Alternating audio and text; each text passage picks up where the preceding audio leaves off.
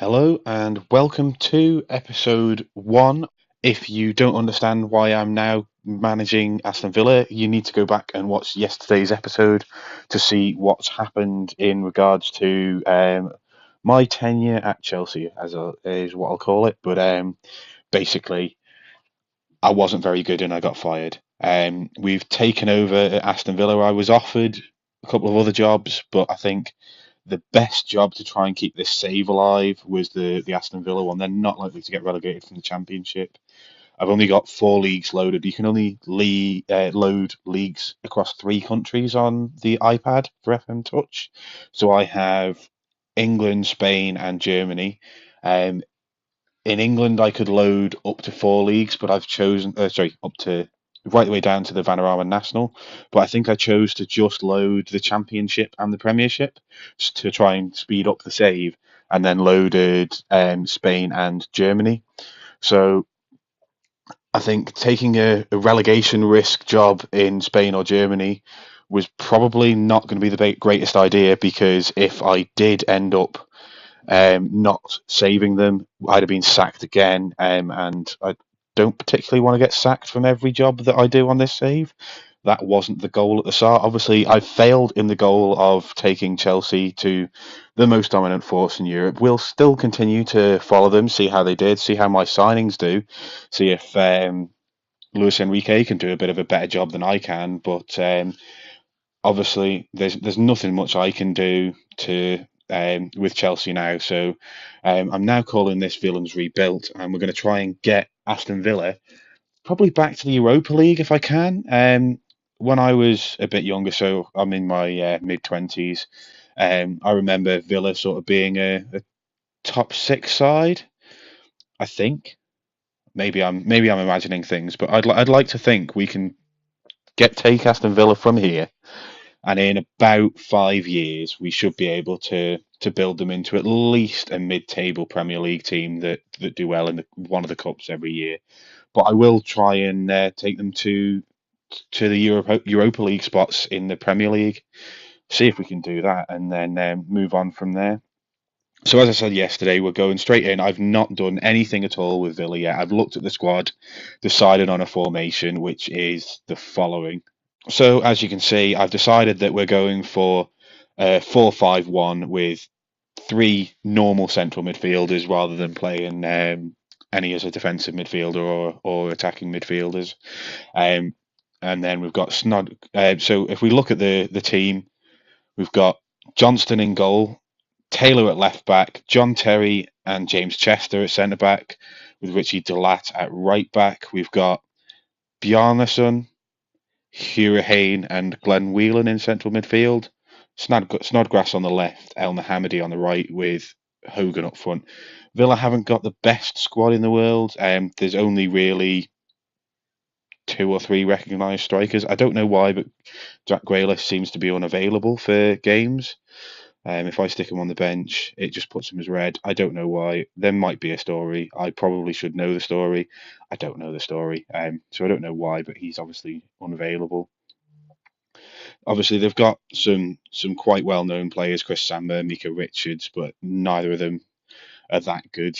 So Samba is likely to get on the bench, but other than that, um, like I've heard of Henry Lansbury from back in FM10 days, so not exactly a wild sort of knowledge of him. I don't know what he's done since, but I used to buy him when I used to do a QPR pet save on that because QPR used to have a lot of money back in those days.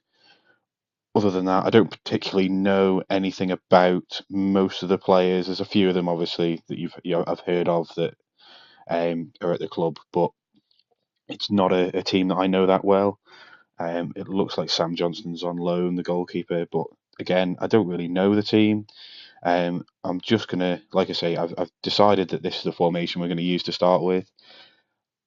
Thinking about it, I didn't get the wide players to work at Chelsea at all, and thinking about the clubs we played against, Coutinho and Neymar, Hazard, any sort of left winger, inside forward types or wingers didn't seem to do anything. They used to run inside, shoot from range, and miss the target more often than not. So I might have to go to a narrow formation, which I absolutely hate. Um, I am a strong proponent of wide players being the best. If you look at all the best players in the world in recent years, you've got Ronaldo, Messi, and Ronaldinho have been the last three winners of the Ballon d'Or for the last 15 years or whatever it is. Every single one of them was either a left winger or a right winger. I know people will say Ronaldinho was an attacking midfielder, but he was more stationed on the left, cutting inside. If you look at players like Ian Robin, Frank Ribery, world class players are generally wingers. There's a few world class strikers. Diego Costa was obviously one for a while, still probably is. Morata is obviously doing really well in the real world. Lewandowski, but more often than not, the best players in the world, Gareth Bale, Ronaldo, Messi, Hazard, Neymar, they're all wide midfielders. So real world, I think it was going to work, but I'm not sure that at Aston Villa or even on Football Manager Touch in general, it is. So that's what I'm going to do. Like I say, this is the team I'm going to start with, and we might as well just get straight into the game and see how it goes. So for any of you that are interested, that is the Sheffield United team. Something I'm going to do, which I wasn't remembering to do in the when I was at Chelsea, is I'm going to stick some opposition instructions on. I'm just literally going to listen to whatever our assistant manager tells us to do. Can I do that on this? Doesn't look like I can. Okay. Well, I'm going to see if I can sort some of this out. So I don't really know what I'm doing. I don't really know any of these players, with the exception of obviously Ched Evans was in the news for all the wrong reasons. I don't know much about teams that have been promoted from League One recently. It's not a strong suit of mine, to be honest with you. My football knowledge in general is pretty poor, and down that far, it's just almost non-existent. So I've just gone for closing their keepers down, their strikers down, tightly marking them and showing them onto their weaker foots. If they had wingers, I'd be showing them down the line, but they've got wing backs, and I'm not sure that that's necessary. I've never really put opposition instructions on anyone other than wingers, centre attacking midfielders, and strikers. Obviously, these are so all the positions they've got is just a couple of strikers. I'm basically going off knowledge from what I used to do when I used to do well at Football Manager back in 2010. So I'm sure there's things that I'm doing wrong here. But if you've got any advice for what I should do for opposition instructions, please help me out, because as you can see, I'm not very good at this game, and I could do with all the help I can get. So let's get into the game. So the first chance, and it's a corner from us. Well cleared though by Sheffield United. El Mohammedi's got it, and I don't know what that ball was from El Mohammedi. I hope they don't hit us on the break here. We seem to have closed it down again, but nothing seems to be coming from this. It's one of those long drawn out highlights, which makes me think they're going to go through and score here. Billy Sharp straight at the keeper, who's palmed it over the bar. Corner in from them. Evans wins it, crosses it in further. Well won by Hayne, though. Thank God for that. Well cleared. Again, another one of their corners. We are not performing well here. Our highlight for a change, easily cleared by them. And we've won a penalty for some reason. They haven't shown us why. Bjarnason has scored. Fantastic 1-0 to us. Bjarnason's second goal of the season. If I'm pronouncing his name wrong, sorry, but you telling me to any difference isn't going to make me change it. I'm sure I'm pronouncing half of these names wrong, but there's not much I can do about that. Hayne on the ball, down to El Mohammedi. Wide, crosses it in for Hogan. Back out to Delete. Cross into the back post, and Snodgrass has found the net. Cracking cross by Delete, and Snodgrass has scored.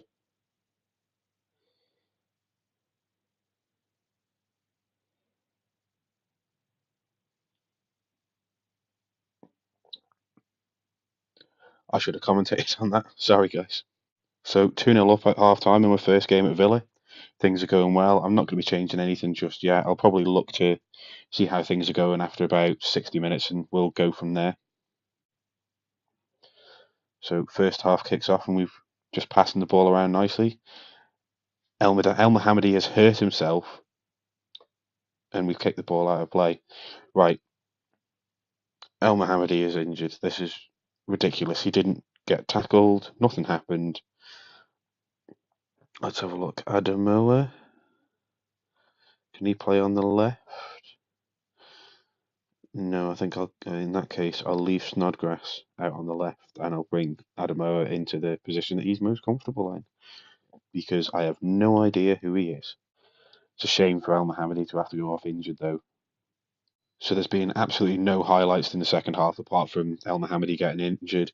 We're 65 minutes in. I'd normally make changes around the 60-minute mark, but I wanted to wait just a little bit longer just because of the injury that we've already had. I'll probably just make the one substitution here, and then I'll look to make a final one once the game has gotten further into it.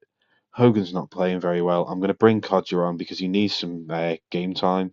He's been sat in the reserves.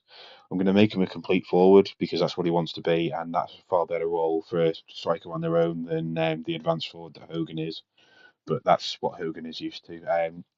We'll probably go a bit further and then maybe bring somebody on with 10 minutes to go just to sort of make sure that we don't get any injuries before that. So far, we've not actually had a highlight yet in this second half. So we've got a highlight here, delete, out to Snodgrass, Bjornsson. Snodgrass again, crosses it in, and Adamoa is unlucky there. It looks like he's headed that wide. So there's about 7 minutes plus added time, so there's probably about 10 minutes of the game left. We're going to try and close this game out. Hurricane is looking a bit tired. I'm going to bring Chris Samba on. I'm going to drag him back as a centre-back. What does he want to be? He wants to be a defensive centre-back. He can be a defensive centre-back. I'm going to make him cover so that he's covering off John Terry. He's probably the slowest covering centre-back in the world, but we'll give it a go. And we'll just see if we can close this game down. I'll take it off control. I'll go to... In fact, I won't. I'll leave it on control. And if we look like we're being outplayed, then I will. I'll change that. I'm going to take exploiting the flanks and clearing the ball to the flanks off, and I'm just going to let the players do whatever they want to do for the last part of this game, and hopefully that's us starting our Villa career with a win. Well into added time here. I think this might be the end of game highlight, but Adamoa, terrible cross if that was a cross, terrible shot if that was a shot. And cleared by us. Sharp's got it into Fleck. Out to Kyle Lafferty. Lafferty crosses the ball in, cleared by Snodgrass, and that's the end of the game. So we've got a 2-0 win in our debut as Aston Villa manager. That's a good result as far as I'm concerned. We've had a lot more shots than the opposition. We've not been the most aggressive team. We've got 2 yellow cards to their 1, but with the fouls, they've had far more fouls than us. We've pretty much controlled the possession. There's not much in it, but we've got more than them. And I'm pretty happy with that performance. I wasn't sure what to expect from Villa there. They've been down towards the bottom of the league earlier on in the season and sort of pulled it back up to mid-table. I'm hoping that I can push for a promotion through the playoffs, maybe.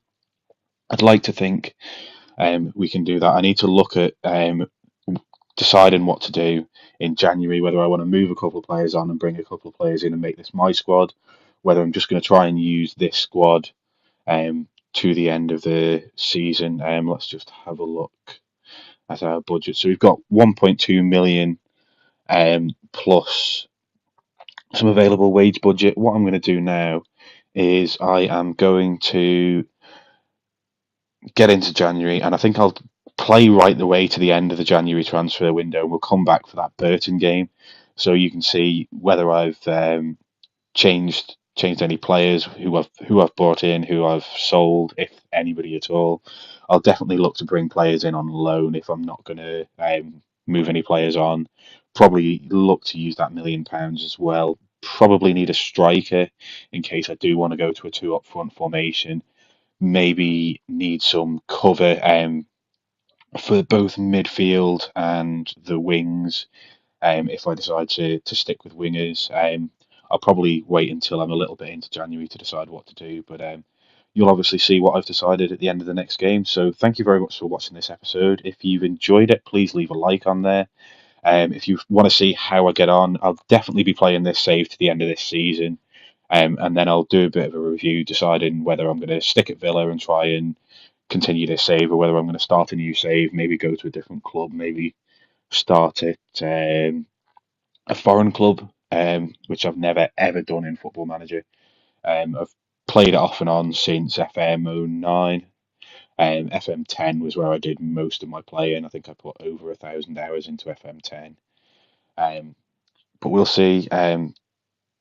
Like I say, I'll definitely be going to the end of the season, and then I might pick up a new save, or I might continue this one on. If you've got any opinions of what you think I should do, please leave them in the comments. Thank you very much for watching this episode, and I'll see you again for that Burton game.